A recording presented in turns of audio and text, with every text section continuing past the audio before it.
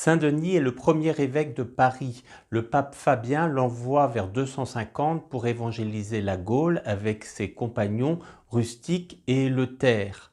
Il s'installe à Lutèce et rapidement les habitants se convertissent au christianisme.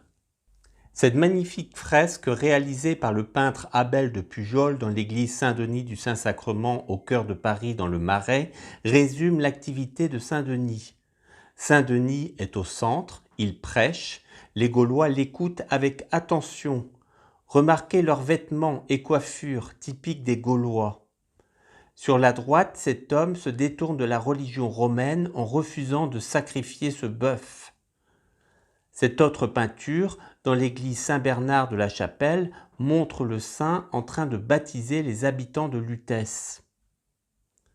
Cette activité déplaît fortement aux autorités romaines locales. Denis est arrêté, mis en prison avec ses compagnons. Les 3 hommes sont conduits pour y être décapités sur ce qui va devenir Montmartre, c'est-à-dire le mont des martyrs. La tradition enseigne qu'au moment de sa décapitation, Denis a saisi sa tête et est parti en marchant jusqu'à un endroit où il rencontre Catula, une Romaine à laquelle il confie sa tête. Elle l'enterre dignement à cet endroit. Cet endroit deviendra Saint-Denis. Sainte Geneviève a une grande vénération pour Saint-Denis et fait construire un oratoire, et les rois à sa suite en feront leur saint protecteur et seront, sauf exception, inhumés à ses côtés dans la magnifique abbatiale devenue une cathédrale.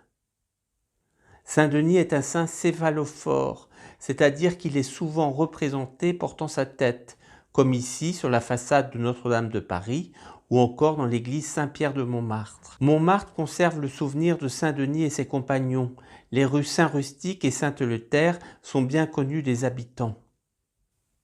À Montmartre également, cette porte discrète s'ouvre sur un escalier qui mène à la crypte où Saint-Denis, Rustique et Eleuthère ont été décapités au IIIe siècle.